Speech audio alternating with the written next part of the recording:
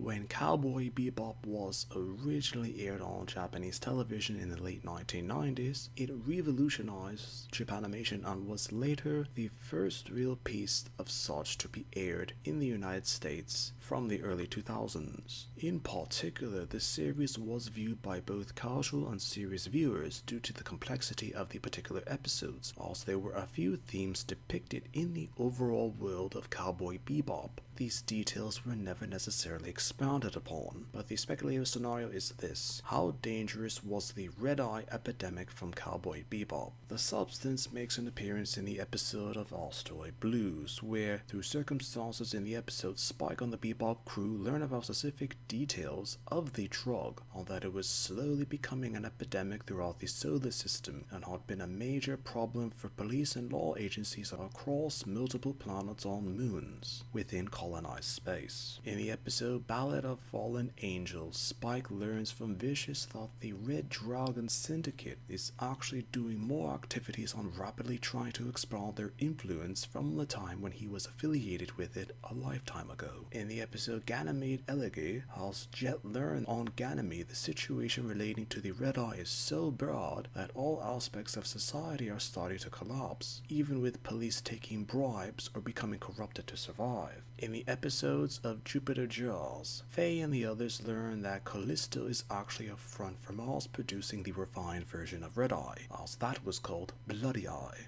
as nearly the entire moon being dominated by the Red Dragon Syndicate. Due to the overwhelming presence, even police influence is minor, and people don't necessarily live on Callisto as a result. In Black Dog Serenade, Jet's former partner as a police officer was corrupted. In another example, who had ties to the Red Dragon Syndicate. In the episode Parole le Fou, the whole situation with Red Eye is so dire that a mass murderer named Poirot is contracted to kill various targets across the solar system, and due to the weakened aspect of the interplanetary police, no one is able to stop him. Finally, in the Real Folk Blues, Spike decides to settle his situation with the Red Dragon Syndicate because those of power or influence in the syndicate know that he's alive. Because of this fact, they'll keep trying to track him down to settle the dispute that he has with them. Spike later learns that Vicious is basically trying to take control of the entire syndicate and to eventually come around the entire underground criminal scene of the solar system itself. The series ends with the heads of the syndicate, Vicious, and Spike potentially all dead from a combination of official details, viewer speculations, and assumptions from the original Japanimation series. Expounded information were that it was originally an illegal enhancing drug when taken through needle injection, at which gave the user increased physical strength and reflexes for a limited period of time. However, it was eventually discovered through unknown circumstances that the enhancement could be brought about nearly instantaneously through spraying the drug as a mist onto the eyeball, as it would be then absorbed through the retinal blood vessels on the optic nerve. How exactly the drug was then spread throughout the bloodstream from the eye spraying was never confirmed, but it was hinted out the eye spraying method was an accidental and imperfect method. The drug was called Red Eye due to the abuse through the eye, as abusers would often be seen with bloodshot red eyeballs, even visible veins or nerves through the eyeball itself. Initially, there were few problems related to the use of Red Eye, but as a result of the ease of use